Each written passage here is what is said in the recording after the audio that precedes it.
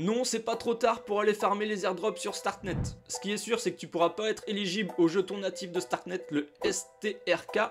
Mais par contre, il y a encore plein d'applications décentralisées qui n'ont pas encore de jetons. Donc c'est vraiment le moment de s'y pencher et de se plonger dans l'écosystème Starknet. Donc dans cette vidéo, je vais te montrer une boucle qui va te permettre de farmer 3 airdrops. On va se rendre sur 3 applications différentes et je vais te montrer ma stratégie pour aller farmer les airdrops de façon efficiente. Comment mettre en place plus de capital pour obtenir plus de points et un plus gros airdrop. Cette vidéo, je la fais sous format tuto, comme ça tu peux suivre ce que je fais, même s'il ne faut pas recopier bêtement. Tu fais tes recherches comme d'habitude, je ne vais pas t'embarrasser avec ça. Tu as tous les liens du coup dans la description, c'est mes liens affiliés, je te remercie si tu les utilises. Allez, on ne traîne pas, c'est parti. Alors la stratégie elle est simple, on va simplement aller déposer des Ethers dans un protocole pour emprunter des USDC. Et avec ces USDC, on va aller les faire travailler à un meilleur rendement qu'on les a empruntés.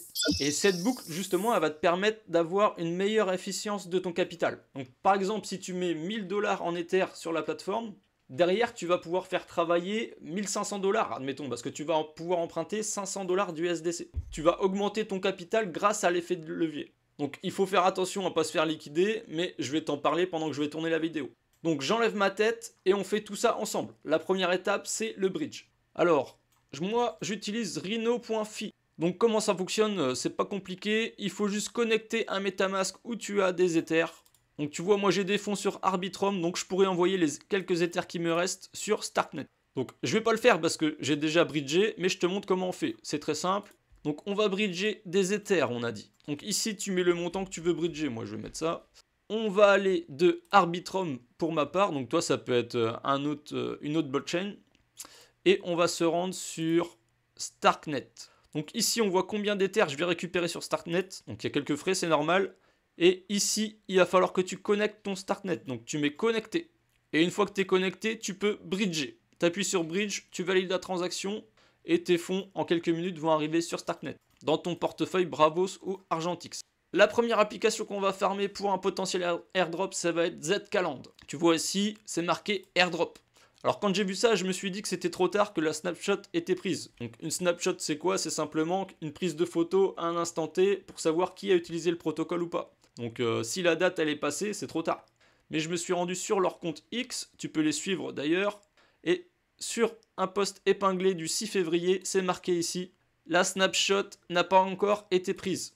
Donc pour moi c'est ok, on peut aller fermer ça. Donc tu connectes ton wallet ici en haut à droite et du coup on va aller déposer des Ethers. Donc on va mettre fournir. Ici tu mets le montant que tu veux.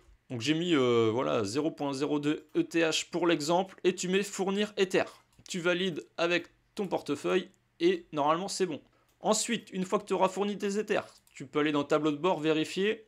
Tu vas aller voir ici, tu vois moi j'ai déjà déposé des Ethers, j'en ai mis 0.27. Et on gagne 0,57% annuellement et APY. Donc ça c'est cool. Donc moi j'ai mis la totalité des Ethers que j'ai bridgé. Parce que derrière on va aller emprunter de l'USDC. Tu vois, c'est ce que j'ai fait là. Donc comment on fait? On va dans marché, USDC, emprunter. Donc ici moi personnellement j'ai emprunté la moitié de ce que j'ai déposé. Donc je sais pas si tu as déposé 1000 $ en Ether, eh bien tu peux emprunter 500 $. Et tu vois en fonction de la somme que tu vas rentrer ici, ton facteur de santé.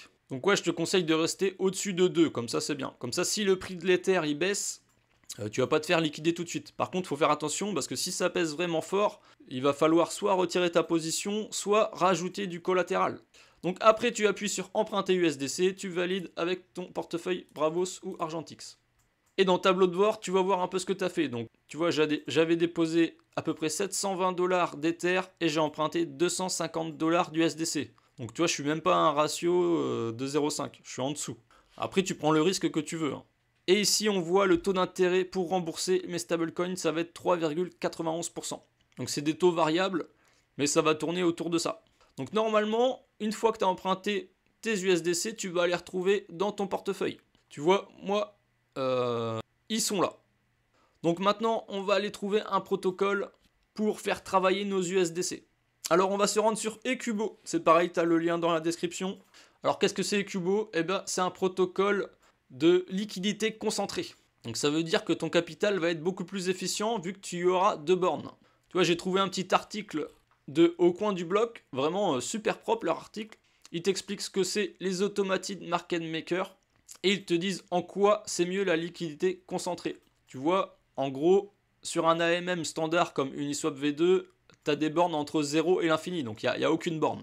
Donc sur un CLMM, ça veut dire Concentrated Liquidity Market Maker, tu vas pouvoir borner la position et du coup mieux faire travailler ton capital. Donc, attention parce que tu vois dans cet exemple avec Ethereum, donc sur la paire USDC ETH, il a mis un range entre 1700 et 2050. Ça veut dire que tant que le prix se trade entre ces deux bornes, ton capital va travailler et tu vas faire des intérêts.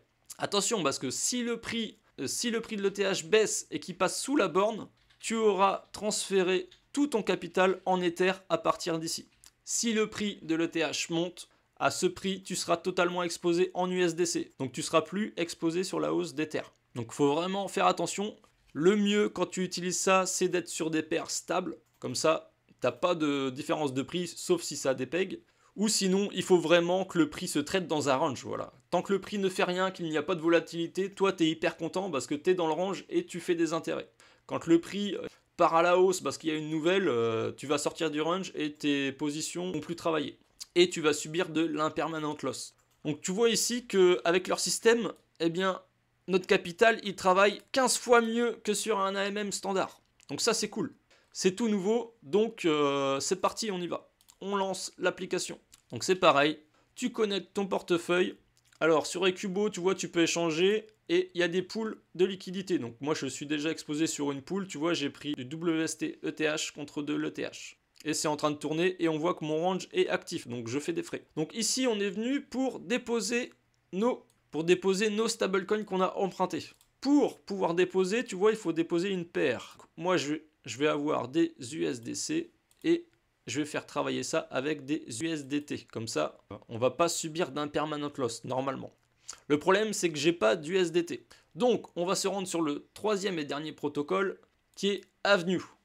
Alors ça, c'est un agrégateur de DEX. Donc, en gros, avec ça, tu vas obtenir le meilleur prix quand tu vas faire un swap. Donc, comment ça marche? On se connecte à Bravos, comme d'habitude. Donc ici, du coup, on va venir convertir la moitié des USDC en USDT pour pouvoir rentrer sur la pool Ecubo.